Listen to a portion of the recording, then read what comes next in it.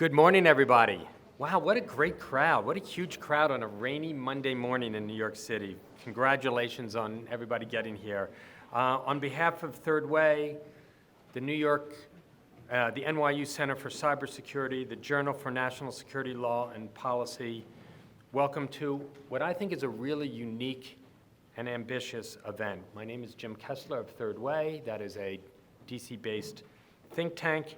And a year ago, we had this kind of, simple but revolutionary thought, which was this. Suppose we put as much thought and effort into catching malicious cyber actors as we do in preventing them from breaking in the first place.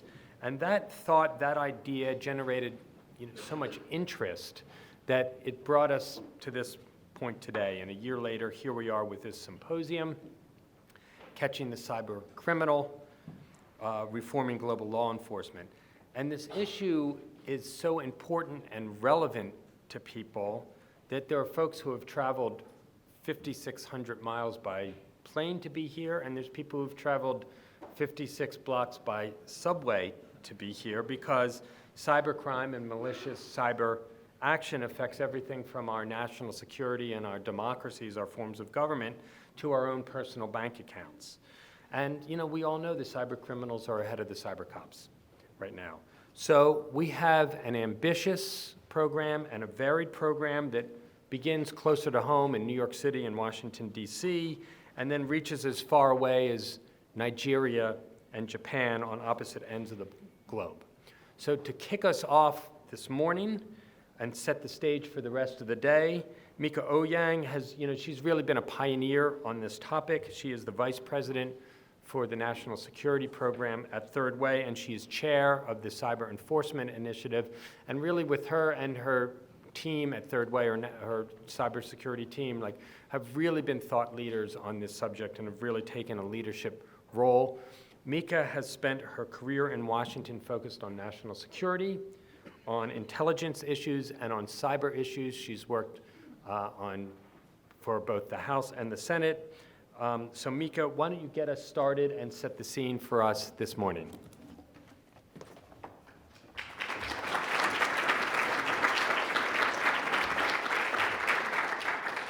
Thank you, Jim, and good morning, everyone. We're delighted that you could be here.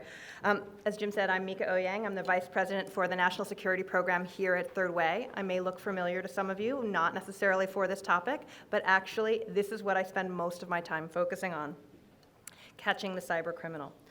So why have we gathered here today?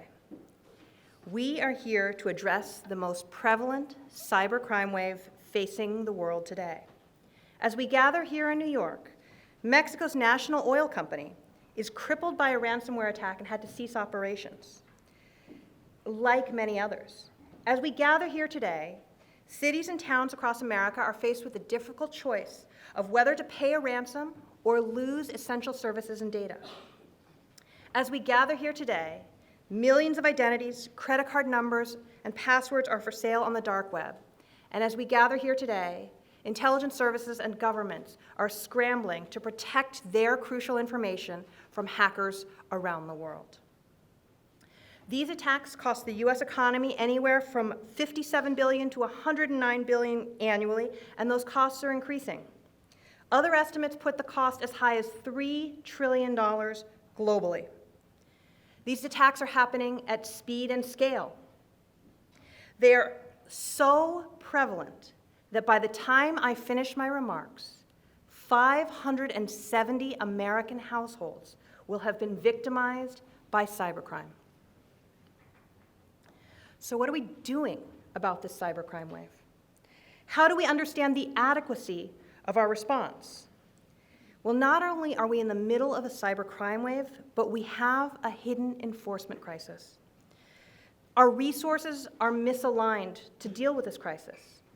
If you think about cybersecurity along two different axes, on defense and offense, and system and human, most of our resources in cybersecurity are aligned in system and defense.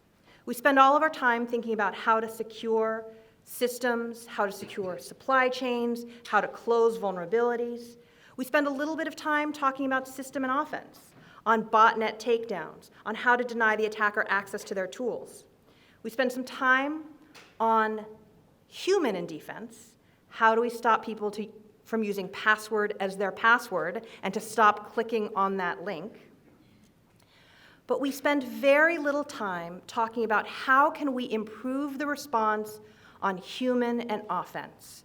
Because behind every single one of these attacks, there is a human being who is making the decision to exploit a vulnerability, to establish a botnet network, and to get someone to click on that link. If we do not go at the human, we are not going to be able to make a difference in the scale of the attacks that they are able to send at us out into the world. Unfortunately, at the same time, especially in the United States, our resources are misaligned to this problem. Most of the resources in the United States are spent on system and defense at Homeland Security or on the military side of things at the NSA or at Cyber Command. When you look at the resources that we're spending, very little of this is spent on law enforcement and diplomacy. We were trying to measure the adequacy of law enforcement response. So Ishan Mehta, one of our researchers at Third Way, assessed many different kinds of metrics on cybercrime to try and understand how we are doing against this threat. He looked at a number of different databases.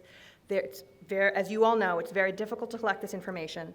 And in looking at numbers collected by the US government itself, in looking at the FBI's IC3 database, which is the largest database we have of reported cybercrime, and looking at the arrest numbers that have been reported by the FBI, what we found is that even though there are 350,000 reports of cybercrimes a year, we only see approximately 6 arrests. That is an enforcement rate of 3 in 1,000. That is the lowest enforcement rate of any kind of crime in the United States. We think that that is unacceptable. So over the past year, we have set about to understand the cyber enforcement gap, why it exists, and what kind of policies we can put forward and adopt to try and narrow this gap. We recognize that this is hard. We also recognize that there are many people already working to catch cyber criminals, and we're going to hear from some of them today. There are successes, like the recent arrest of Alexei Burkov, who was lured to a third country and appeared in federal court just last week to face arrest and face justice for his carding scams. There are arrests of the hackers who took down the surveillance cameras in DC 3 days before the inauguration in 2017. But while these cases are important, they are all resource and time intensive. We are gathered here today to talk about other things that we can do to boost the enforcement rate. How do we improve the cyber workforce and make sure that law enforcement and diplomats have the skills and technological background that they need to understand this problem? How do we ensure that there are attribution resources available so that we can actually prove that these criminals are who we think they are in courts? And how do we establish information sharing networks so that crimes that are happening by a single individual across multiple jurisdictions can be effectively investigated by law enforcement? We recognize that this is multifaceted. All too often, the victim and the perpetrator are unknown to each other. Attackers have a wide range of motives, from criminals seeking profit from ransomware to running black markets on the dark web, to stealing plans for weapon systems for hostile adversaries, or even hacking elections. In order to attack this wide range of motives, we need international cooperation, we need to talk about technology solutions with the private sector, and we need to think about a carrot and stick approach to fugitives. Not only sanctions against those countries that refuse to turn over, but how can we offer rewards and lure criminals out to places where we can catch them?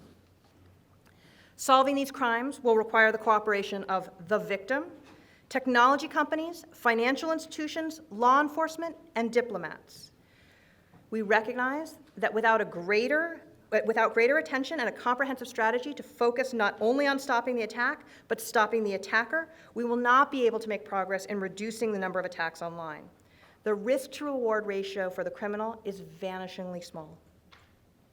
Without a comprehensive strategy and recognition at the highest levels of government, there will be no progress. We have seen repeatedly a lack of attention at the highest levels of government and vacancies at the highest levels of cybersecurity across the US government and a lack of coordination with our international partners. But mostly, we have found that the biggest barrier to making progress in this area is a sense of futility that anything can be done to catch the human cybercriminal. That these are people who hide behind encryption, who are harbored by countries that refuse to turn them over, that this is too difficult and we are overmatched. It is our hope that here today we can reverse that sense of futility, that we can think about the things that are possible to make incremental change and make a number of incremental changes that will lead to real progress in this area. This is why, a year ago, we gathered a group of experts to help us think through the problem. We put together a distinguished advisory board of people who think deeply about law, technology, and cybersecurity and international relations. We are honored to have that a few of them are here today to share their expertise with you.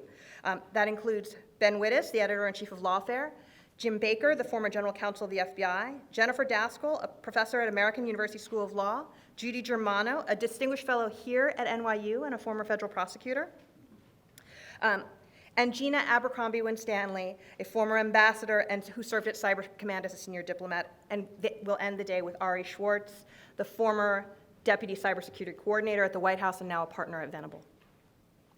We partnered with the Cybercrime Support Network in their efforts to help victims understand how to report and respond to cybercrimes, and you will hear from Kristen Judge, their founder. We partnered with the Journal of National Security Law and Policy to convene a group of experts to write policy papers about how to tackle cybercrime. And you will hear from Todd Huntley, the managing editor of the journal, about that effort, as well as many of the authors who are here with us today, and you will hear about their research. You will hear from members of Congress about how they understand the problem and what they are trying to do about it. You will hear from current and former law enforcement officials about their challenges and successes. You will hear from technologists in industry about how they see the threat and what can be done to improve relations with law enforcement. And finally, you will hear from international officials about how we work together to solve crime that recognizes no borders. Today's symposium is the culmination of the first year of our efforts, but we recognize this challenge is not one that can be solved in a year. Over the next year, we will expand our efforts, and we invite all of you to join us, to kick the tires on the policies that we've already proposed and engage with us on developing policies that can take away the sense of impunity from the cybercriminal and can empower law enforcement to do something about that human. And it can build an international community working together to ensure that malicious cyber actors are brought to justice. I'd like to thank our gracious hosts at NYU Center for Cybersecurity and the NYU Law School. I'd also like to thank our partners at the Journal of National Security and Law and Policy at Georgetown Law School. We're very grateful for your invaluable hard work in helping us put together this event. I'd also like to thank our sponsors, the William and Flora Hewlett Foundation, Bank of America, Google, and Venable for making this event both possible but open and accessible to our audience here in the room and those watching our live stream and tweeting along at the hashtag CyberEnforcementGap. And I'd like to thank you, the audience, for joining us here today on this rainy day in New York, and for engaging with us on what we believe is one of the critical policy challenges of our time, improving the chances of catching the cybercriminal. I hope that we can enlist you in that effort. We hope that you will join our optimism and that working together, we can change the attacker's calculus and make it more likely that victims will see justice and close the cyber enforcement gap. Thank you.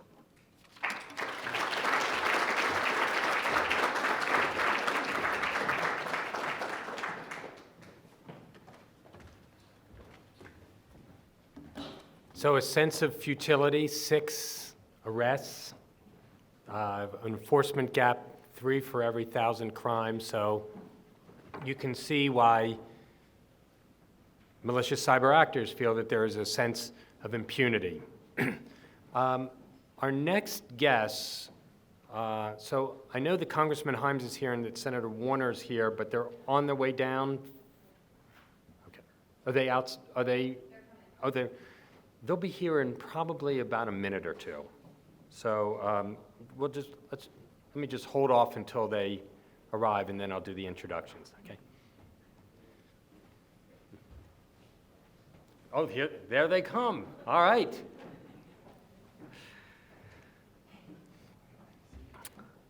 So, good to see you, Senator. Good to see you, Congressman. Why don't you? Any order? Yeah. Hey, good to see you. See you, Senator. Great to see you. You carry out order? See you.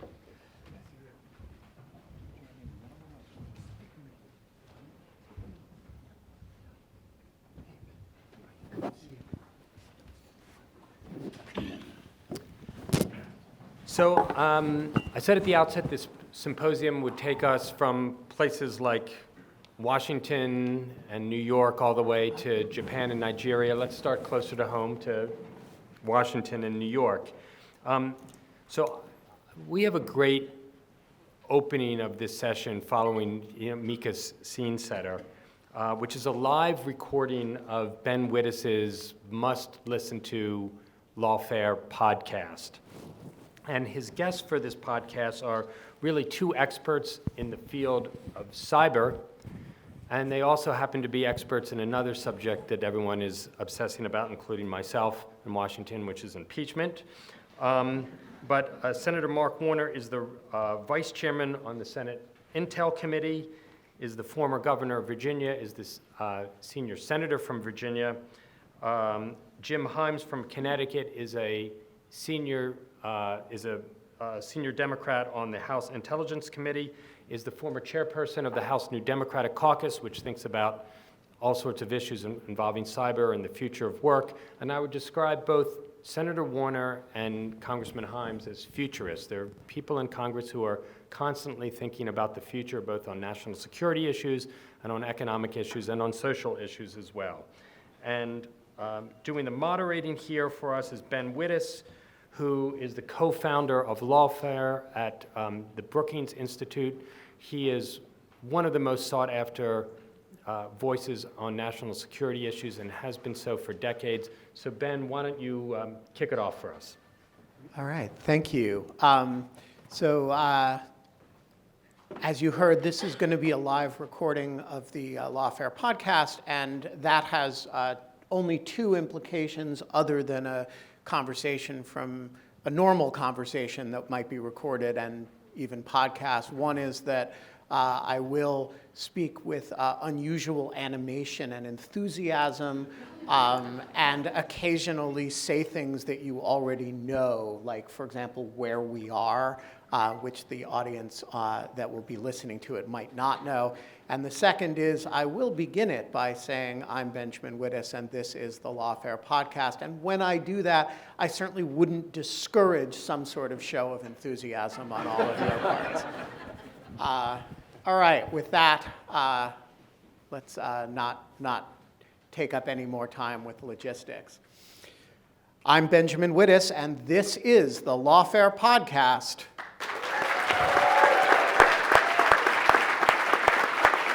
We are in front of a live audience at NYU Law School with the New York University Center for Cybersecurity, the Journal of National Security Law and Policy, and Third Way's conference on catching the cyber criminals, reforming global law enforcement. And we have with us today Senator Mark Warner and Congressman Jim Himes, both of the respective intelligence communities. Senator Warner is the vice chairman of the Senate Intelligence Committee and the co-founder of the Senate Cybersecurity Caucus, and Congressman Himes of Connecticut is a member of the House Intelligence Committee. And let's get right into it without further ado. I want to start, if we can, by sort of refining the subject at hand. We're here to talk about cybercrime enforcement. You guys are on the intelligence committees, which is, we don't think of normally as settings of criminal enforcement discussion. So I want to kind of explore the relationship between the intelligence committees and the subject today at hand. What, Senator Warner, get us started to why is cybercrime related to the work product of the intelligence committees as such? Well, Ben, thank you for having us and for everyone at this presentation. The truth is, one of the many reasons why Congress is so dysfunctional is that we don't have a committee structure that matches a 21st century world. So there is no cyber committee in the U.S. Congress. It touches a variety of subject matters and a variety of committees. And at the same time, we have no even technology committee in the Congress. So in a sense, by default, the Intelligence Committee, which at least on the Senate side has in many ways become virtually the default technology committee, because we see all of the challenges from emerging technologies. We see those in the context of both individuals and with state actors, has been the one place where the only piece of cyber legislation of any substance, the information sharing legislation of a few years back came out. The voluntary information sharing legislation came out. We continue to look at it probably more so from the nation-state actors' role on cyber. And I think if we were going to redo the committee structure, there might be a technology/cyber committee, but in the interim, I think it will fall to us on Intel, and because generally speaking, at least on the Senate side, we still function in a relatively bipartisan way that I think is inured to the benefit of thinking through these issues in a perhaps less partisan fashion. Congressman, what are your thoughts on this? I look at it and I say the issues that your committee has been, both of your committees have been most publicly engaged with, the Russian electoral interference most prominently. The modality, or one of the major modalities of addressing that, has been cybercrime enforcement, right? And so I'm curious whether that's the kind of core linkage or whether there's a sort of more fundamental one. Well, I certainly agree with what Mark said, and maybe just to build out on that point a little bit. You can't conceive of cybercrime as anything other than global. An awful lot of the bad actors are either abroad. Many of them will be either formally associated with a sovereign or informally associated with a sovereign. And flesh that out. What does, we indicted a bunch of Russian state actor hackers and a bunch of PLA state actor hackers for cyber crimes. When you say informally associated with a sovereign, what's that step level down from that you're referring to? Yeah, and China's probably not the right model to illustrate the point I was trying to make. China is very hierarchical, very regimented in what they do, which is why the FBI was able to, identify units and rooms and people and indict. The Russians are what I'm thinking of more, and I can't get you into the level of granularity around the other people who are active, whether it's North Korea or Iran. But the Russians, I think the Internet Research Agency is the best illustrative example. Apparently the guy who runs that is Putin's chef. I'm pretty sure that's not in the Russian constitution as a formal sovereign mechanism. But the Russians obviously are very interested in chaos, and they're very interested in deniable chaos, and that I think leads them in particular to employ, not just people in Russia, but I suspect people throughout Europe with the technical capability to achieve their ends. It gives them the ability to deny what they are in fact behind. And I think, let me just add to Jim's point here, I think we've seen some level of evidence that they may be, spies by day, working literally for a state service, or indirectly, as in the case of the IRA, and criminals at night in terms of networking with other cyber characters, not just in their particular nation, a la Russia, but with networks of cyber criminals around, collaborating on ransomware attacks, collaborating on denial of service attacks, in a way that we believe probably simply supplements their daytime income with exponentially larger returns on their their part-time night activities. And of course, that their part-time night activities are tolerated by the countries that they're in because their daytime activities are so beneficial to the intelligence and interests of the country in question, yeah? Tolerated or encouraged, right? I mean, and again, I know less about North Korea than I do about China and Russia, which I think is probably true of most government officials, but you know, the sense out there is that North Korea actually requires its government people to bring in revenue, and one of the ways they can do that most simply, obviously, is through cybercrime. All right, so you've described a kind of almost seamless web between the state action that either employs or kind of quasi-employs the actors in question, and the criminal activities through which they accomplish both the state action and their own private action. I'm interested in both of your sense of what the role of criminal enforcement is, the proper role, the optimal role of criminal enforcement is in addressing this web. Is it a big part of the picture that is underused? Is it a small part of the picture that is being appropriately used given how hard it is to get custody of people? Or is there some, other set of state authorities that is going to be the dominant one that this is going to be kind of in support of? How do you see it as a part of the government's arsenal in responding? Take a crack at that. I've been frustrated by a bunch of things in this realm. It is my opinion that the Obama administration, of which I was a supporter, was underwhelming in their response to the Russian attacks. I think that response, plus the current president's actions, are sending the signal that Russia and associated entities and people can do what they like. And I've also been frustrated by the fact that I think there's a general acknowledgement that the indictments of the Chinese PLA people and of the Russians will never come to trial.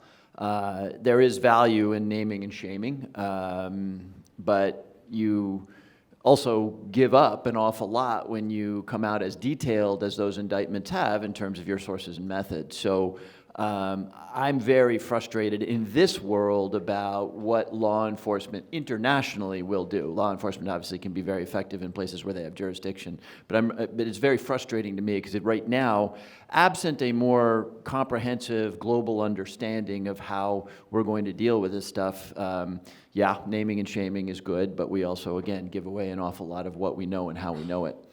And I would echo what Jim said, and even maybe, I'll take your frustration and double it. Just in the sense that I would argue that post 9/11 even, go back to Bush and Obama, we've not had a articulated cyber doctrine.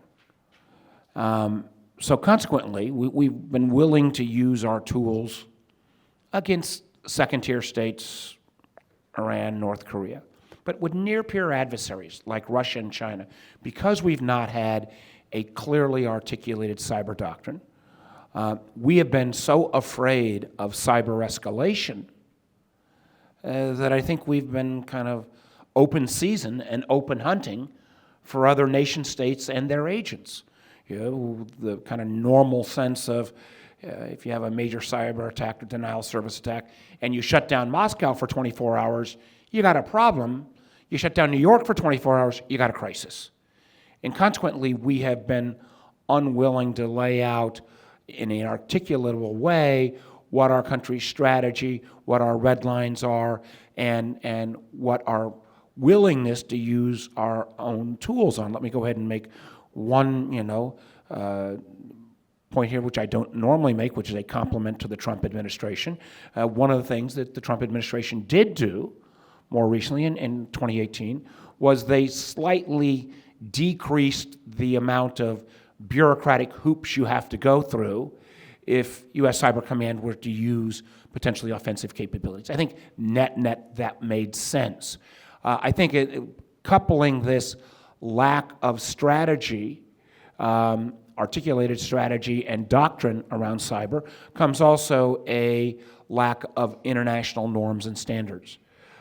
If we're going to have an effective cyber regime, we need to, I would argue, not dissimilar to chemical or biological weapons, we need rules of attribution.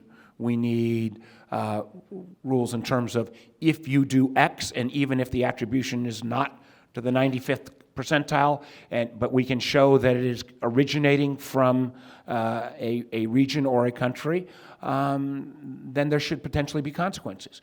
But our failure to have those kind of international standards combined with a lack of our articulated cyber strategy and cyber doctrine means that forums like this are really important, and we are behind the game, and consequently, whether it is nation-state actors or kind of increasingly not run-of-the-mill, but ever more common ransomware attacks, we are behind the criminal activities and need to catch up. Okay, but so in different ways, I think you've both sort of challenged the premise of the conference here. So if we take that naming and shaming indictments involving state actors are kind of give up a lot in terms of sources and methods in exchange for relatively little, and that a fundamental component of the problem is a lack of cyber doctrine in the non-criminal areas, it would follow that we may be overemphasizing criminal enforcement at this point as a way of dealing with this. So I'm interested for both of your senses, was the PLA indictment a mistake? And for that matter, was Robert Mueller's GRU indictment and IRA indictment, both of which gave up a lot in order to not get custody of people, were those mistakes? I don't think they were mistakes. I think that the level, particularly of intellectual property theft from China, was so great and has once again returned to being so great that short of a full doctrine, at least doing the naming and shaming was important, necessary but not sufficient. I think we need a more enforceable doctrine. I think, I hope, while not directly the topic, but China's ability to, couple intellectual property theft with a very determined technology investment strategy, combine that with then national champions in areas like Huawei is becoming 5G, and we have a security and economic challenge unlike, I think, anything we've ever faced in our lifetimes, and ought to be perhaps a subject of a different conference, but it is, I think, one of the issues of our day, and I think we're just starting to wrap our minds around that. And I say that kind of China versus not the United States, but and China's a great nation, be very clear, but the Chinese Communist Party versus the West writ large in technology innovation. We've always set the rules, standards, and protocols.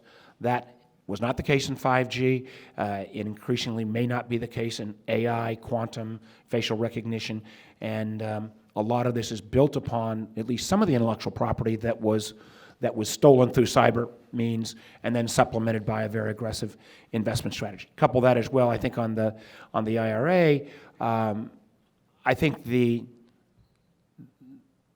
while people were not brought to justice in terms of individuals, I do think the indictments were appropriate, and I do think as a nation we have gotten better, and I think we were, the 2018 case, both of being willing to get better at the domestic front and also potentially using some of our tools abroad, we're a step in the right direction. It doesn't mean, though, by any means that we're secure in 2020.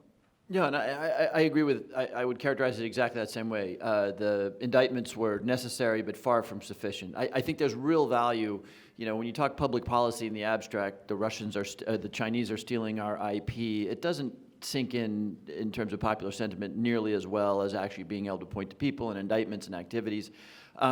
Where I think at least two areas where we have maybe three areas really underinvested.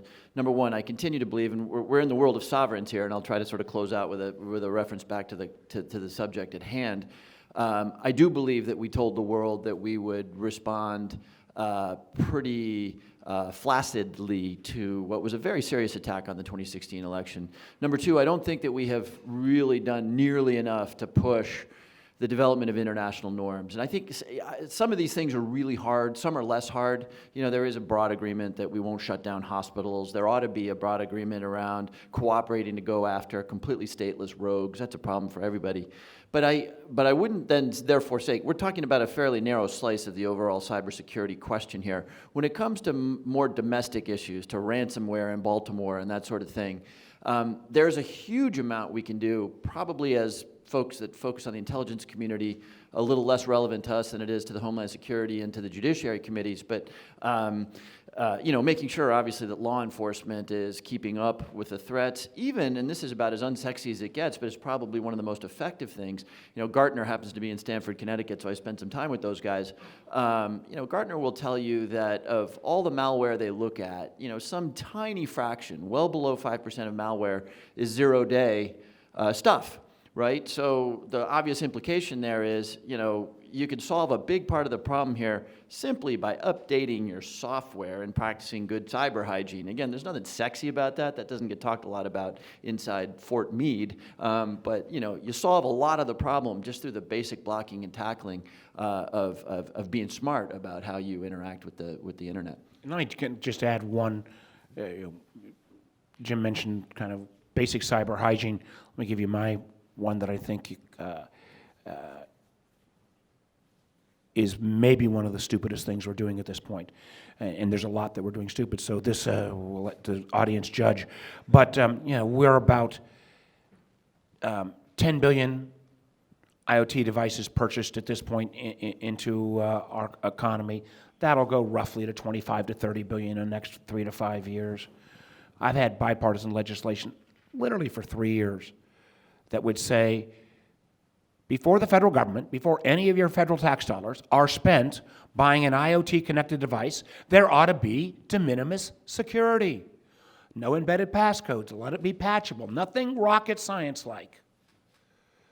You would think, we're going to build all these giant cyber defenses around all of our national security items, yet the bad guys are going to come in through the IoT-connected microwave in the staff kitchen, because there was no minimum security put in. And the craziness is, we finally got it out of the Homeland Security Committee, but industry at the high end has been agreeable to that. Industry at the low end and the trade associations have been dreadful. Don't want to have that extra nickel spent on the billions of sensors that were being built to put in minimum security. We're going to come back and look so stupid for not having done this that people will say, how did that happen? All right, so what is the part of this problem that we are good at? That is the cyber enforcement problem, as opposed to all these other components of it. Let's talk about strengths and weaknesses. What's the part in which we actually are doing well? Well, I'll offer one quick thought. I coincidentally started this business 11 years ago. I was sworn in on January of 2009. And my first term, I was on the Committee on Homeland Security. And it was startling to me. I'd been a technology banker before that, so I had probably an above average sense of the evolution of technology in the US Congress.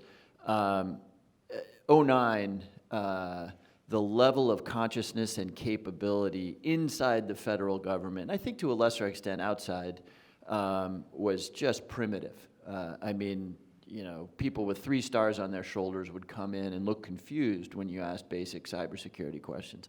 That has changed radically in the last 10 years. And I'm not going to say that we don't have a ton of work to do, even and in particular in the defense of the federal government networks. We're still not where we need to be. But the progress that the federal government has made, now you've got, FBI is terrific, Secret Service is terrific. Really, people have sat up and taken notice. And that's, of course, the first step to addressing the problem. My sense is, too, I've got a lot of financial services companies in my district in southwestern Connecticut. But, the investment that industry in particular, but other industries as well, retail, have made has been pretty dramatic. So I think we've gone from a standing start 11 years ago to really being fairly competent today. But that's on the defensive side, I think, right? The sort of cybersecurity defense side. How is the government postured in that regard? How's the financial services industry? I mean, on the enforcement side, if there is an incident, what are we good at in terms of catching the guy who did it, or the woman who did it, or the group, the non-state actor that may be backed by a state? What are the parts of that process you look at and say, we're pretty good at that?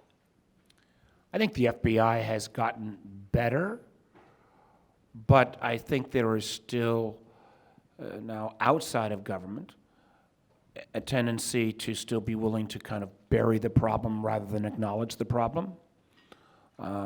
My sense is that just on whether it be hospitals or public entities, the percent of reported ransomware is dramatically lower than the incidence of ransomware in the public sector, and for that matter in the private sector. So, constantly being willing to move better on cyber hygiene, constantly being, I think in certain areas of critical infrastructure, there needs to be mandatory reporting rather than simply voluntary reporting. I think we ought to build more incentives, whether from the insurance marketplace or others, to make sure ransomware and other attacks are reported. Because no matter how good law enforcement is, if you don't get it reported, you're never going to be able to find the bad guys. Do you share the sense that the Bureau is substantially improved from a forensic point of view? I do, and not just as an entity, but coordination amongst entities. It doesn't get talked about, but one of the real achievements post 9/11 was the extent to which an awful lot of stovepipes got broken down. So now you see rooms where FBI, Secret Service, DHS, and NSA are all working seamlessly. Well, that's maybe somewhat an exaggeration, but working really well together. And so, no, I agree with Mark's characterization. Would go one step further to say that I think that those combined entities are very, very good at post facto attribution. It's pretty hard to get away with something big. The problem is it takes us a little time. It is post facto. We're still struggling to understand how to see bad things happening in real time, because of course everything changes day by day. And let me just add again one thing to Jim's case, where not only on the formal kind of law enforcement side, but the fact that bad cyber behavior is not penalized from the marketplace as well as from the legal structure is pretty awful. I mean, the fact we're a couple years after gross negligence by Equifax, and they took a bit of a hit in the market for a while, but then recovered, that there's been no, whatever investigations are taking place, way too long, no real penalty of any size and scope. If you can be that bad an actor and not pay any price for that, with 150 million Americans' personalized information, where we didn't even choose to be, Equifax customers, to have that out into the wild domain and simply build it into the cost of doing business, that is a gross breakdown on our regulatory structure, our criminal structure, and frankly, again, even in the naming and shaming, it was pretty short term. Right, naming and not shaming. All right, so there's an elephant in the room here, which is jurisdiction, right? I mean, you guys are describing a situation in which the forensic capability with a lag is basically there to attribute stuff, to identify people, and we've seen in these state actor indictments just how refined that forensic capability is. But you ultimately don't have the ability to arrest or take custody of the individuals in question unless they're foolish enough to, get on a plane and go to the Riviera. So my question is, how much of the problem, if you could snap your fingers and deal with the jurisdictional problem, how much of the problem does that address in the enforcement arena? In other words, how much of it is really technical and how much of it is really jurisdictional? Let me, that's a great question, and I'm not sure I've got I'm going to let Jim give the really good answer on this one, because I'm not sure I know the answer. I do know when we're thinking about international, let's go back to the IRA, when we have NSA and CIA following the bad guys in St. Petersburg, and when the IRA entity is creating the fake persona that he's Ben from New York, but it's Boris in St. Petersburg, and once, Boris as Ben presses the button and the message then appears on my device in Virginia, the fact that we kind of have those probably slightly better techniques, technologies, and tools on the international side, and we have to then throw it appropriately so. We don't want CIA and NSA doing domestic activities, but throw it over the transom to the FBI. There's going to be not always completed handoffs, and I'm not sure how we jurisdictionally snap our fingers on that, because I don't want our outward-facing intelligence community dealing on domestic cases. But this is a knotty issue that maybe groups like this and others can help us sort through, because I think it is going to be an ongoing problem. I was trying to rank, you said, is it jurisdictional or technical? I think today it's more jurisdictional than it is technical. In other words, again, we have pretty good attribution, name and shame. Internationally, we have a huge problem in terms of actually bringing people to justice. Actually, internally, we have a pretty significant problem. Look, I haven't dissected exactly how Baltimore went down, but I have seen other situations where you've had ransomware attacks. And look, it starts with the local sheriff who gets the call, and then the question is, how fast does that get elevated? Oftentimes, certain local police departments have real capability, including in the city in which we're sitting right now. Some don't. Most states do. Obviously, the federal government does. So really working out what is not just the federal government's always going to play a big role in this, because this is a national/transnational problem. And so working out our own internal jurisdictional, maybe jurisdiction isn't quite the right word, protocol. Again, when the sheriff of a 70,000 person town has something really ugly turn up in that town, how rapidly are experts brought in from the state and federal level? But before, so I guess if I had to rank them, I would say working through the jurisdictional things is probably today more urgent than advancing the technology. But again, I'd come back to the remarkably unsexy stuff of good defense. I mean, I haven't seen the stats lately, but the number of consumers out there who aren't using two-factor authentication, the number of people who don't patch their software, there's just such low-hanging fruit in the realm of defense. And again, it's not Fort Meade stuff, but it's, PSA saying, if you don't understand what two-factor authentication is, Grandma, let us tell you what it's all about, and that would really, I think, move the needle. And the challenging sometimes is not just grandma, senator. Yeah, so Those are often the same. So let's try to rank these. If you look at the aggregate cybersecurity problem, how much of it is low-hanging fruit? How much of it is that the bad guys are ahead from a technical standpoint, and how much of it is interjurisdictional friction and lack of ability to get custody of bad actors? I'm not sure I understand the distinction between the previous question. Well, just, I mean, if you were thinking purely from an enforcement perspective or an aggregate cyber hygiene perspective, and you could, obviously you deal with that low-hanging fruit stuff first because it's low-hanging. But how much of the problem does that take away? How much of it can you take away by improving forensic investigation, more manpower, and then how much of it is, at the end of the day, this very intransigent and intractable set of questions that you really need Russia's cooperation in order to put away a whole lot of Russians.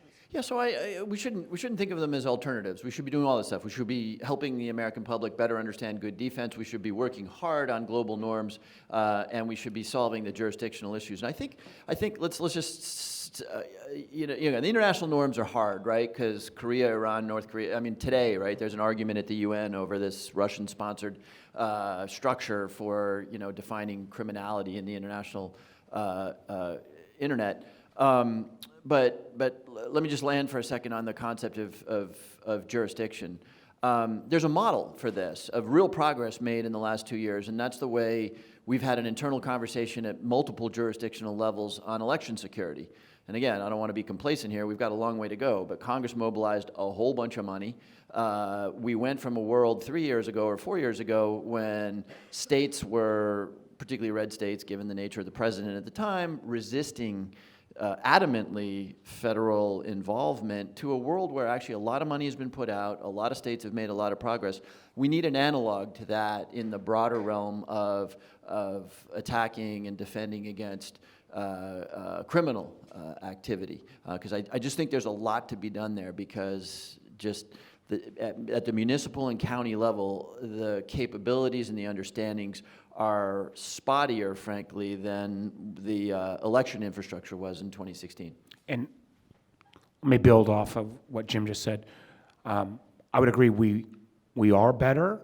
It's still being done in a totally voluntary basis. And echoing again what Jim mentioned, virtually all the registrars are now working at some level with the DHS. The crazy thing is, because elections are state and local responsibilities, we've given out this money with no basic requirements of how it would be spent. The state electoral board could end up making much fancier "I voted" stickers as opposed to improving. So I would argue, before we give out more, and again, we can't force this, but we can say, but if you want the federal dough, let's make sure there is post-election audits. Let's make sure there is a paper ballot backup for every polling station in America. That's not going to deal with the cyber issue as much, but it will deal with voter confidence, which is extraordinarily important. If we're going to do really what we need to do, and while we've got broadly bipartisan agreement maybe on the post-election audits and the paper ballot backup, the only reason it's not voted on is because the majority leader and the president don't want that to happen. But we've not been able to get the kind of similar agreement on kind of upstream, the fact that we've got 3 companies that control 95% or 90% of all the voter files. As a data management company, there's nothing intrinsically wrong with those companies, but the fact that there are no standards at all for those companies means the bad guys don't have to end up coming in and changing your votes. But if they take 20,000 folks in Miami-Dade County and move them from one precinct to another, on election day, you've got chaos. And that residual, even it doesn't have to be federal government, it could be independent auditors, ought to have some oversight on a national asset as important as the voter file.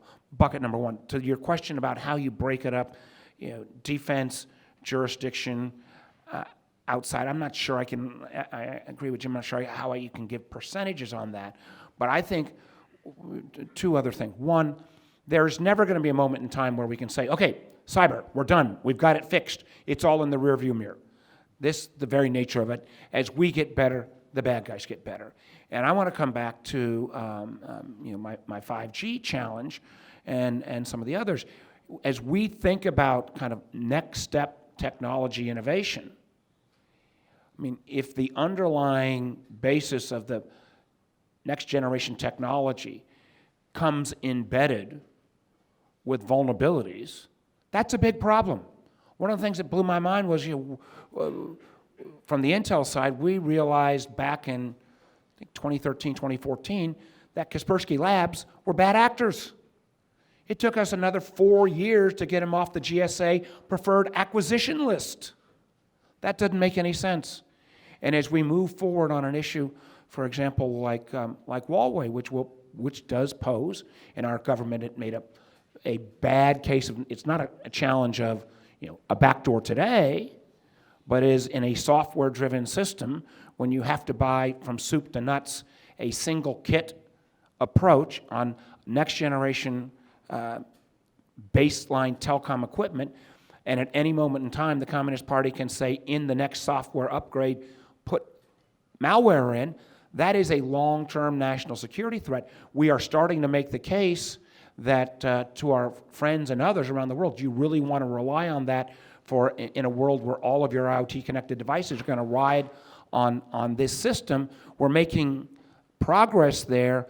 My great fear is that the White House isn't, some people in the White House get it, but whether the president gets it or not, and is willing to trade this away for another $5 billion of soybean sales. So I think we have to think about this kind of iteration, but also realize this is an evolving issue, and increasingly as we become more technology dependent, and as we think about kind of next levels of innovation, what kind of equipment is going to drive that innovation? What kind of rules, protocols, and standards are going to be around that? Are they going to be rules-based that are based upon open market systems and democratic systems, or are they going to be a la the Kaspersky Labs, where you've got kind of a insidious incumbent, I would argue Huawei the same way, that long-term is going to be such a challenge that all the cyber protections in the world isn't going to keep us safe. I want to go back to election security. There's been an effort in the context of the president's impeachment defense to kind of change the definition of what electoral interference means, right, with this sort of request for an investigation of CrowdStrike in Ukraine in 2016. And I worry that the throwing up of a lot of smoke about what constitutes both cybersecurity and electoral interference actually has a kind of confusing effect on the actual set of concerns associated with real potential electoral interference in the coming election. So, Congressman, I'm interested in your sense of when we say we are worried about criminal efforts or non-criminal efforts to interfere in the 2020 election, and when we talk about election security, what are the baskets of issues in your mind that encompasses? The real issues, not the CrowdStrike in 2016 in Ukraine issues. Yeah. So I think about this question in two baskets, to use your terminology. One is a very hard problem for bad guys to solve, and that is actually getting into the systems, changing votes, moving, as Mark suggested, registrations from one jurisdiction to another. And why is that hard? Well, it's hard for two reasons, and I am saying hard. I'm not saying impossible, right? Which is why we need to continue to worry and to work on it. But it's hard because, first of all, fundamentally, as everybody knows, our election infrastructure is wildly fragmented. 169 individual towns and cities in the state of Connecticut, all with their own registrars, with their own systems. It is a huge fragmented problem in the country. So that makes it hard. The other thing that makes it a little harder is that people have really focused in the last couple of years on making sure the technology is upgraded. Again, there are issues there, but that's a hard problem to solve. And we've spent time on creating the defense. What really worries me today is the easy problem to solve that the bad guys have, and that is how easy in a very open world we are to manipulate. And we're having that conversation indirectly because we're all sort of talking about, hey, Jack Dorsey just said he's not going to put political ads on Twitter, and Mark Zuckerberg isn't. We're having that conversation that way. But we need to go down one level of sort of comprehensiveness, sophistication, and say, first of all, this is not a new problem. right? 100 years ago, William Randolph Hearst probably got us into the Spanish-American War with something known as yellow journalism, right? This is not a new problem. You know, we get fired up, we get polarized, our nerve endings get raw, and whatever we see on Facebook and Twitter starts to drive our behavior. We have not talked nearly enough, and I'm not sure the federal government is the entity to be leading this conversation, about how do we act as good citizens in a great democracy in this world of floods of undifferentiated and unbranded, if you will, data and information. I don't know that we can solve that problem at the government level. We need to, you know, whether, you know, you hear proposals for bringing back civics in the elementary schools, and I mean, that's at the top of a lot of people's lists, but we're going to solve the problem of how we respond to attempts to interfere with our elections through conversation amongst ourselves and through a commitment individually to be better critical consumers of information in the service of being better citizens of a democracy. And let me build on what Jim said, 3 points. One, the notion of the president's comments about CrowdStrike. There is not a single appointed official of this president in law enforcement or in the intelligence community that has not confirmed what our bipartisan Senate Intelligence Committee investigation confirmed, and we'll have a report out within the next week or two, that, you know, the assessment of the intelligence community in 2016 that Russia interfered, they interfered on behalf of Trump against Clinton, was what happened. The wackiness of a theory that had been also promulgated by the Russians that somehow this was all Ukraine interfering in the 2016, there is not a credible person in law enforcement or the intel community that has any sense at all of any validity of that, yet it's still being promulgated by, you know, Mr. Giuliani and some of his associates, and it appears by Mr. Trump. We ought to be concerned about that. I think Jim is right that we've gotten better on the mechanics of protecting our election security. I think we could and should do more. I think we should make the federal assistant contingent on post-election audits. I think we ought to make the federal assistant contingent on paper ballot backups. There is a, you know, not over the moon, but a broadly bipartisan Secure Elections Act that would get 80 votes on the floor of the Senate if the majority leader would let us vote on it. You know, why have we allowed ourselves to make protection of the mechanics, the physical mechanics of our election system, a partisan issue? We would never make protecting the power grid or our financial system a partisan issue, but because of this White House, we have not been able to vote on what the House, I know, has already passed on common sense protection of the mechanics. On the issue of misinformation and disinformation, or I might disagree a little bit with Jim, is I think that civics and others are, again, necessary but not sufficient. I do think, again, I've got a series of bipartisan bills on this subject that may not entirely get it right, but would move in the right direction.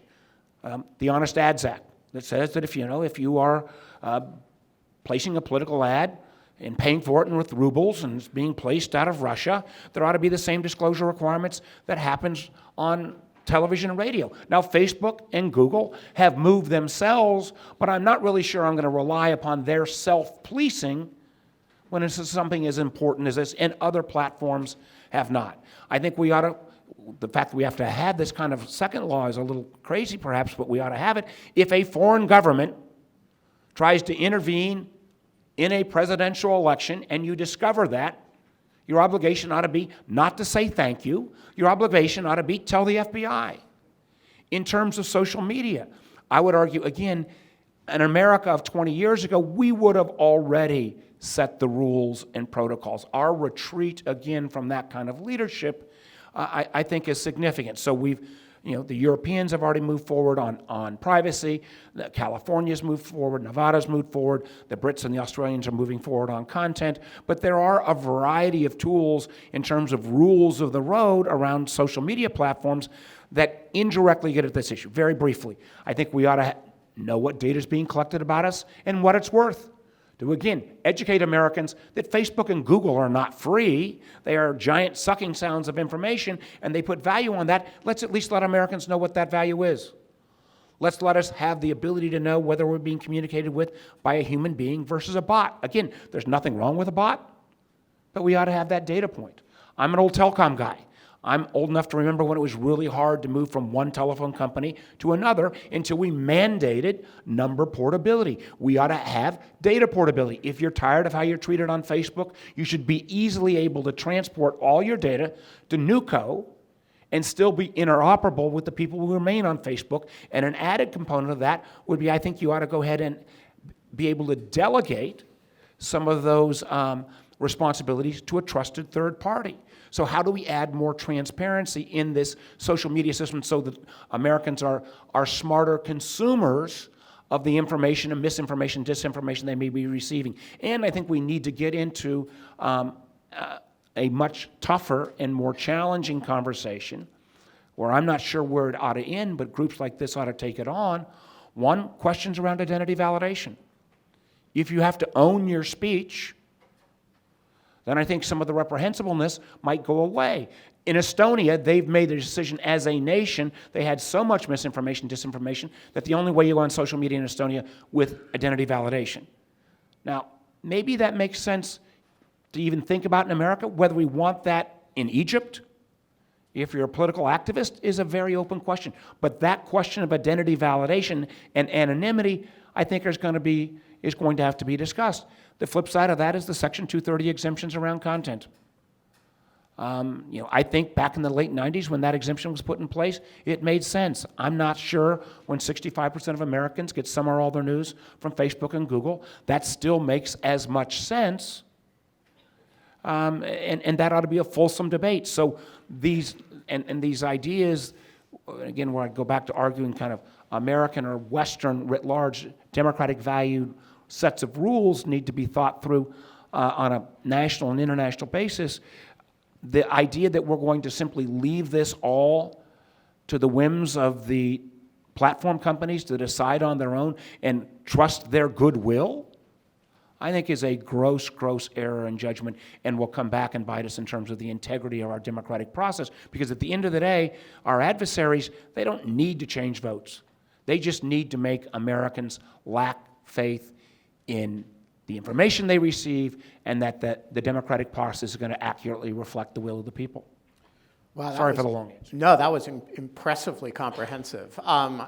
And yet, there is one aspect of the Russian 2016 electoral interference that neither of you addressed, and I want to raise it explicitly, which is in some ways one of the most effective things that they did was simply routine signals intelligence turned outward, right? They stole a bunch of comms and they dumped them in public.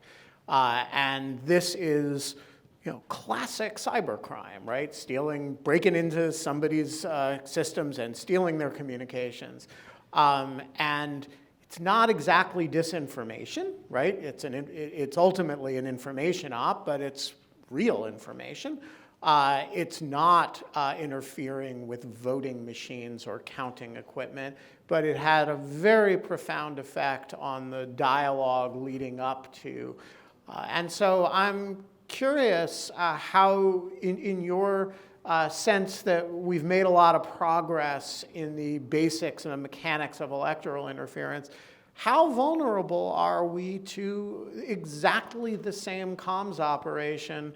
You get some John Podesta to click on some link, and all of a sudden you're in and you've got the entire, not the campaigns, but the committee, the associated committees comms, individuals comms, and then you dump them again.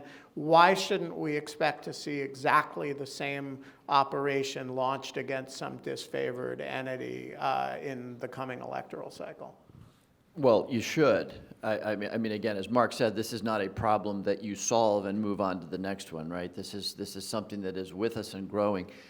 So I think the question is, how can you minimize the probability of that kind of thing? And if you start, the DNC hack, right, which I think is what you were referring to, you can pull that apart number one, people need to be, as I think they are, much more conscious of the fact that there is nothing that is not retrievable for good or for ill. There was a funny little exchange around a tragic situation. My colleague Katie Hill, people will be familiar with what happened to her, a very ugly situation where photos were made available. And Matt Gaetz, who I'm not usually in the practice of quoting, said, you know, this generation, you know, grew up living their lives online, and so there's very few people in that age group that don't have compromising information. Well, people need to really listen to that notion. I say, as a father of two teenage girls, you know, start there.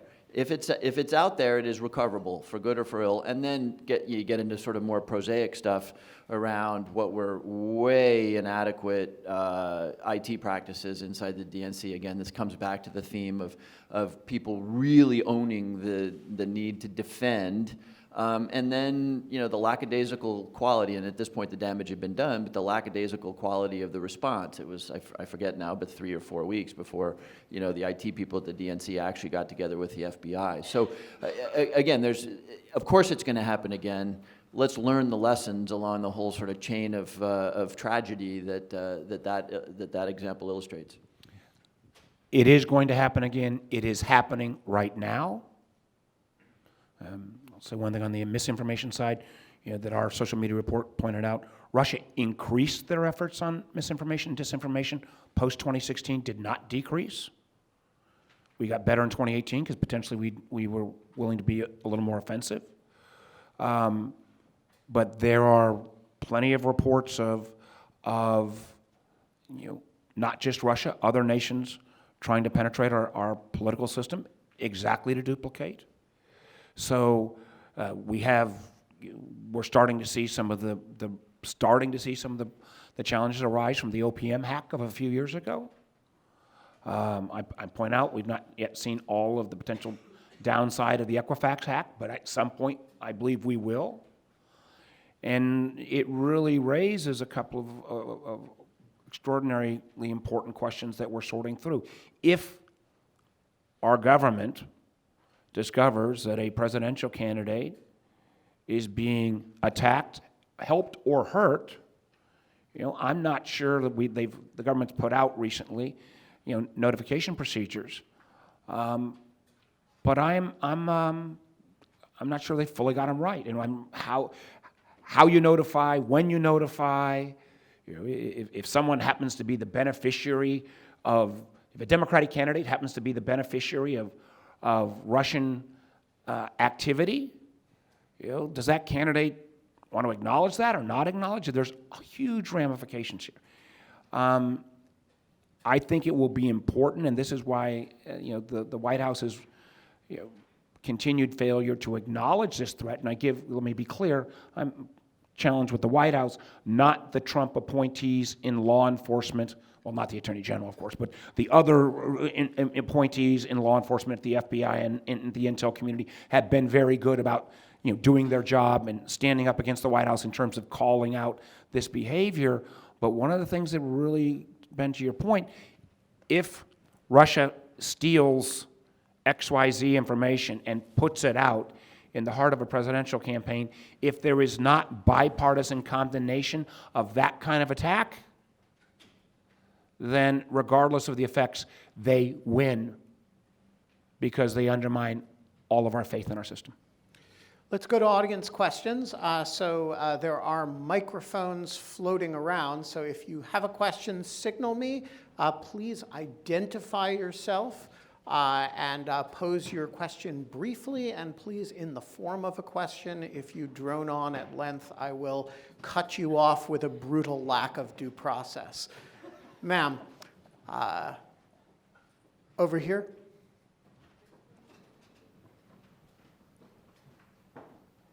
And please do wait for the microphone because it is, remember, a live podcast recording. Thank you. Thank you for the opportunity to ask a question. I'm Kristen Judge, the founder of the Cybercrime Support Network. And I've been in a room with federal, state, and local law enforcement that asked if our nonprofit would help them come up with the strategy for jurisdictional boundaries for cybercrime within the U.S. So a lot of times people will call law enforcement at the local level if they've been a victim, and then they just pass them on to the next and the next. We are lacking a national jurisdictional guide for law enforcement to deal with cybercrime. Is there a way that you all could help with that? I look forward to your report on how we're supposed to take care of that. No, I think, amen. And one of the areas, and it's kind of not only jurisdictional. There was an amazing case. I don't recall the individual's name, but individual versus Grindr, where huge abuse, not really necessarily a cybercrime, but kind of a revenge porn, and really put a person through extraordinarily outrageous activity. And Grindr used the Section 230 exemption to say they bore no responsibility at all. So that's kind of, I'm not sure it falls neatly into the cyber bucket, but it is, again, an outgrowth of this kind of information age-driven negative activity. Sir. Thank you. John Frumholtz. Given the breathtaking complexities of the topics we've been talking about, is it worth considering the nation-backed actions and the for-profit actions as separate matters? Or should they be still, or should we try to handle it as a unified issue? I think it has to be handled in a unified way. I mean, not only does cyber crime know no national boundaries, it certainly doesn't know the difference either technologically or jurisdictionally between the government and the non-government. I mean, we send our most sensitive stuff over the same fiber that Gmail uses. And so, no, I think it has to be, and I do think there's a lot that can be done there. The 2015 Cyber Security Information Sharing Act, which was very controversial and remains controversial for a bunch of reasons, mainly the handling of personally identifiable information. In the end, it did not create nearly the robust interaction between the private sector and the federal government that we had hoped. And I understand there are some serious privacy issues that get posed by that. But we cannot let that get in the way of the fact that we eventually are going to need to have a real-time, protective of our right to privacy, a real-time, ongoing, second-by-second conversation between the government and the private sector if we're going to counter these threats writ large, whether it's deliberate Chinese hacking or a bunch of guys doing ransomware out of a basement somewhere. All those jurisdictional boundaries need to be, in my opinion, swept aside. Ma'am. Shemin. You're on. Shemin Keitner, UC Hastings Law and former State Department. Thank you so much. It's always reassuring to know that there are some level-headed people left in our government. I'm worried not only about criminal hacking and information dumping, as Ben mentioned, but criminal hacking and information withholding. How do we know, and what can we do about potential hacks, past or future, in which information is used for leverage rather than for publicity purposes? Great question. And,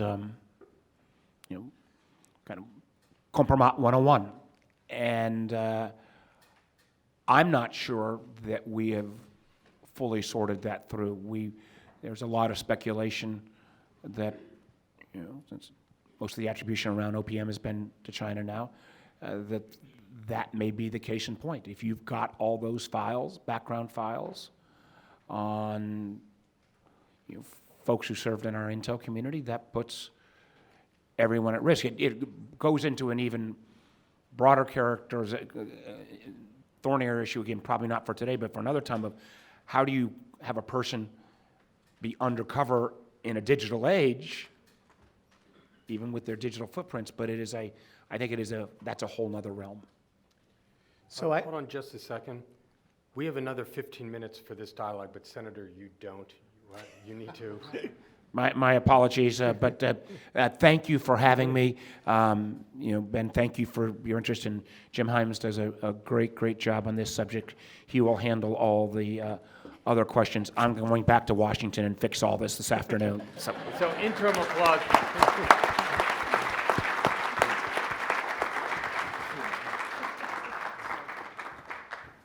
All right. This is the House of and then there were Representatives' two. dream. Yeah, the coup has been staged. All right, do we have more questions? Yes, back there. Thank you. Good morning. My name is Neil Walsh. I'm the head of cyber at the United Nations. Congressman, one of the challenges that I see day in, day out is that politicians around the world don't have the level of knowledge that you had or have, or that the senator has.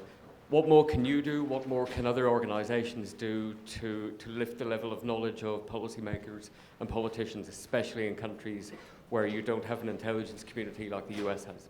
Okay, but pass that microphone directly across the table while the congressman is answering the question. Yeah, that's very kind. Clearly, Mark and I have succeeded in over impressing you with our knowledge. Well, so two thoughts to that. That's probably an hour-long conversation, but two thoughts. Number one, this is going to happen naturally. We now see people in their early 30s, let's say, becoming members of Congress, and those are people who, as they say, are digital natives. So this entire practically freshman class in the House of Representatives that came in, these are people like Dean Phillips and Tom Malinowski and everything. They are people who grew up using tools that folks that are in their 60s and 70s and 80s and 90s in the Senate didn't, and therefore you lead to, you see the kind of questioning of Mark Zuckerberg that you saw certainly the first round in the did I say Senate? So I think this is a problem that is going to get gradually better just for demographic reasons. Number two, we need to do, here's the sort of dirty laundry of the United States Congress, we need to do a much better better job educating our staffs and the infrastructure that supports the elected officials. One of the things that I would really like to see done, and actually we've made some progress in this regard, is restoring the Office of Technology Assessment, the OTA. It well preceded my time, but everybody who was around in that era said this is what kept Congress smart. It was a creature of Congress. It had all sorts of resources available to staff and to members. But I think the focus really has to be initially, while that demographic change is happening, on the staff. The life of a senator, of a member of the House is, lived in 15-minute increments between Social Security, Medicare, Syria, the debt, and so a really concerted effort to make sure that the permanent infrastructure, the staff, hopefully bringing back the OTA would really, I think, move the Congress forward. Sir.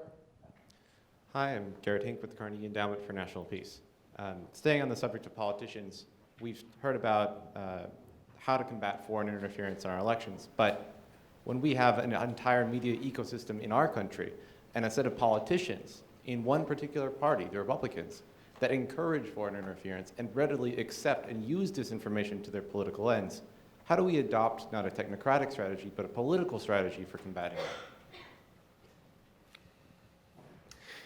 it? There's an easy one for you. Yeah. You're seeing me torn. I'm an elected official in a very polarized time, so I'm very much in the trenches of fighting the partisan aspect. And it is true, and there will be Republicans in the room. I don't disagree with your premise, and it's profoundly concerning to me. So I don't know how that plays out. And let me not get into the politics of what a second term may mean in terms of validating the dismissal of truth.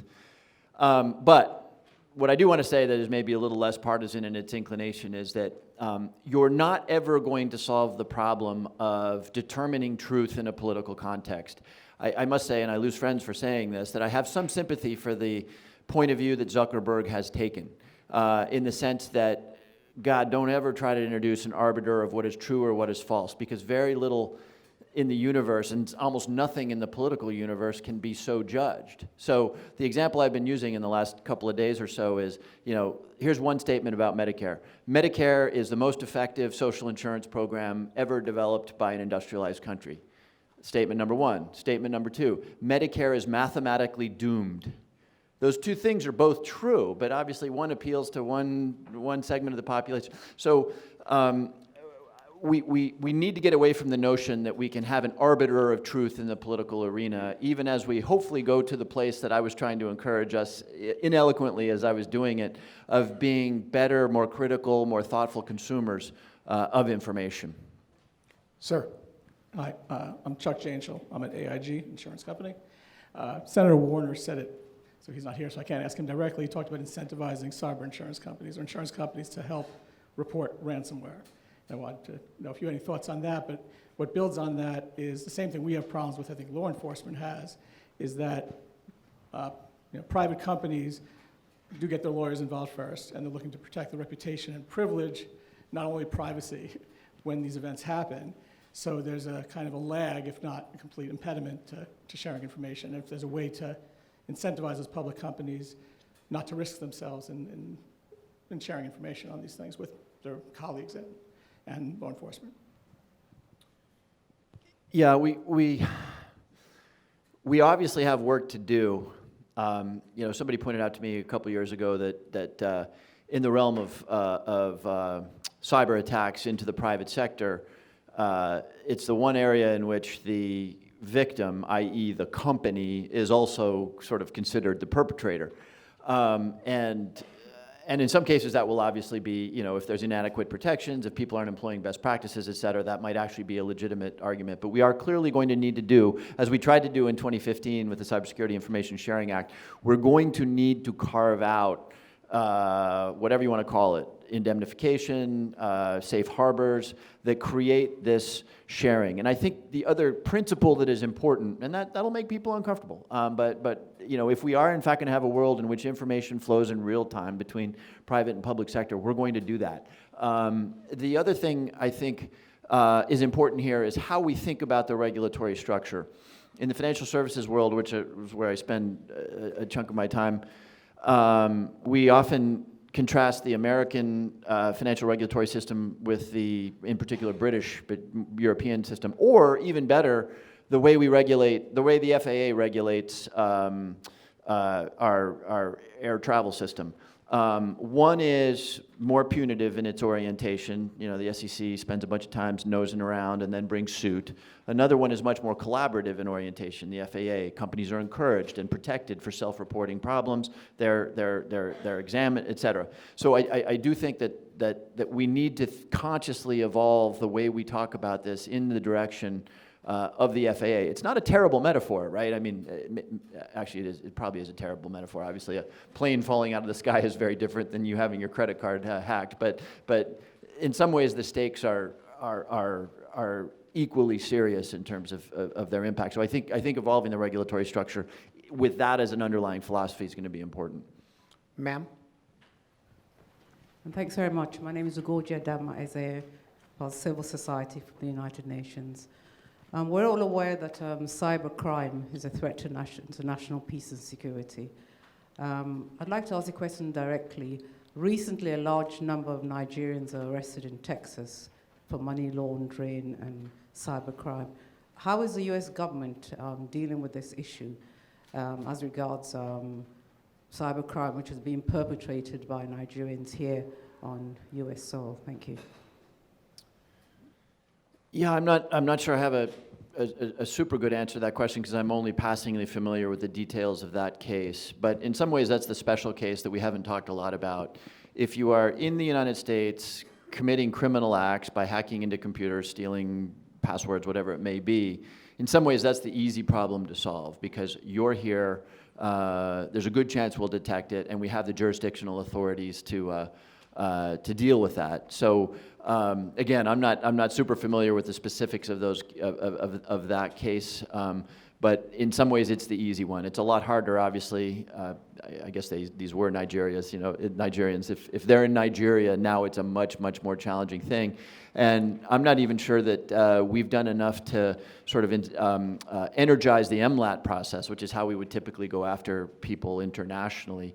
I spend time with our legats in various embassies, and this is not an area, they've been focused on drug trafficking, human trafficking, et cetera. This is probably something we could do, which is better attune the whole MLAT process to going after these sorts of crimes.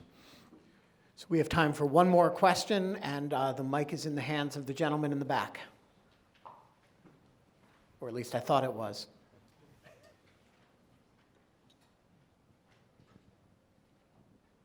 Oh, he's passing on his question. In that case, the gentleman up here. Hello, and thank you for the opportunity. Representative Hines, building on something that you brought up about the protocols and the kind of disjointed approach to addressing these crimes when they're reported. Do you think that the fact that there's 18,000 different law enforcement agencies here in the US kind of builds false barriers that kind of interrupt that flow of information here in the United States? Oh, unquestionably, unquestionably. Relative to Europe, we're just culturally a very different place. That's true in the way we handle education, right? I mean, every town in Connecticut has its own board of education, and we have a state board of ed, and the federal government doesn't get to mess around at all. Well, not at all, but in any meaningful way in state and municipalities. So this is our culture, right? And of all the things that is not likely to change in this country anytime soon will be the concept of local law enforcement, state-level law enforcement. Remember, Ben will remember this, I mean, the FBI is only, 100-plus years old? Just about 100. Just 100 years old. So the very concept... The concept of a national police force in this country is whatever it is, 3 or 4 generations old. So that is, I suppose, a little bit of an impediment to a more French-style, unitary, dirigiste kind of way of doing things. But we can. It's not insurmountable, really. It's not insurmountable. I talked earlier about the efforts that have been made since 2016 on election security. Another analog or analogy would be the remarkable work, actually, that was done post 9/11 in terms of actuating state and municipal police to look for the indicators of terrorism. And again, it's nothing you ever celebrate because, of course, something will get through because of the jurisdictional issues. But, today, local police forces almost always have somebody with access to classified information. They're in rooms with the FBI. They have access to national level information that might be valuable. So again, I'm not saying we've solved that problem. I'm just saying there are analogies out there for dealing with this that we, we will always be fragmented in this country in terms of our sharing of power, but I think that there are analogies for dealing with it. All right, we have come to the end of our allotted time. We could go on at greater length, but we can't. So please join me in thanking Congressman Himes and Senator Warner, though he is no longer here, for this extraordinary conversation. People think that members of Congress don't actually do deep thinking on policy or anything. I think the last hour and a quarter has really shown that at least some actually do. So please join me in thanking them.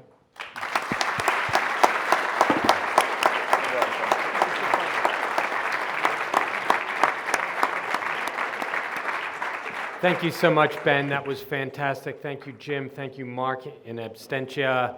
And this was wonderful. And yes, if you take nothing else out of it, it's like, wow, there are some members of Congress who are really reasonable and smart. We're going to take a 15-minute break. And then we're going to come back and do what are called flash talks. They will be exciting. There are more seats available, so let's make sure that